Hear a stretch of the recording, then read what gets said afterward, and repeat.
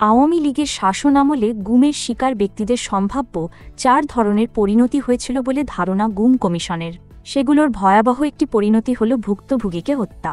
দ্বিতীয়টি হচ্ছে বিচারের আগেই ভুক্তভোগীকে গণমাধ্যমের সামনে উপস্থাপনা করে সাধারণত জঙ্গি তকমা দিয়ে বাংলাদেশে বিচারাধীন বা নতুন ফৌজদারি মামলায় গ্রেপ্তার দেখানো। তৃতীয়টি হচ্ছে ভুক্তভোগীকে সীমান্ত দিয়ে ভারতে পাঠিয়ে দেশটির আইনশৃঙ্খলা রক্ষাকারী বাহিনীর মাধ্যমে গ্রেপ্তারের ব্যবস্থা করা। চতুর্থ পরিণতি হচ্ছে ভাগ্য সুপ্রসন্ন হলে অল্পসংখ্যক ক্ষেত্রে মামলা না দিয়ে ভুক্তভোগীকে ছেড়ে দেওয়া। 19 জুন বৃহস্পতিবার রাজধানীর গুলশানে এক সংবাদ সম্মেলনে এসব তথ্য জানান ঘুম সংক্রান্ত তদন্ত কমিশনের প্রধান বিচারপতি মইনুল ইসলাম চৌধুরী। ভিকটিমদের পক্ষ থেকে মামলা করতে হবে আইসিটিতে। ঘুম সংক্রান্ত কমিশনের দ্বিতীয় অন্তর্বর্তী প্রতিবেদনে প্রায় 1050টি অভিযোগ বিশ্লেষণ করা হয়। এর মধ্যে 253 জন ব্যক্তিকে ঘুম করার মুহূর্তে, ঘুমকালীন ও ঘুম থেকে ফেরত আসার মুহূর্তে 3টি পর্যায়ে অকাট্য প্রমাণাদি পাওয়া যায়, যাদের তথ্য এখানে উপস্থাপন করা হয়। প্রথমত, নিখোঁজ হওয়ার সময় ভুক্তভোগীর নিকট আত্মীয়ার করা সাধারণ ডায়েরি, ফৌজদারি মামলা, ঘুম থাকা অবস্থায় সংবাদ প্রতিবেদনের মতো সমসাময়িক প্রমাণ রয়েছে।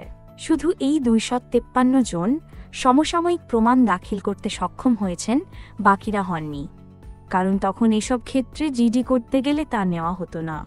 দ্বিতীয়ত, ঘুম অবস্থা থেকে ফেরতের সময় ভুক্তভোগীদের সন্ত্রাস বিরোধী মামলাসহ বিভিন্ন মামলায় গ্রেপ্তার দেখানো হয়, অর্থাৎ রাষ্ট্রীয় কোনো সংস্থা স্বীকার করে নেয় যে ব্যক্তিটি তাদের হেফাজতে আছে। তৃতীয়ত, ভুক্তভোগীরা জীবিত আছেন, তাই তারা কমিশনকে জানাতে পেরেছেন যে তারা রাষ্ট্রীয় হেফাজতে গোপন আটক কেন্দ্রে বন্দী ছিলেন, যেখানে তাদের অনেকের একে অপরের সঙ্গে দেখা হয়েছে, যারা একই ধরনের নির্যাতনের মুখোমুখি। যাদেরকে আইডেন্টিফাই করছি বা করে ফেলছি এখন এই পর্যন্ত, তাদের আমরা নামগুলো ডিসকাস করতেছি না। কি জন্য করতেছি না? মেইনলি একটা কারণে, for the safety and security of the victims and the members of the affected families.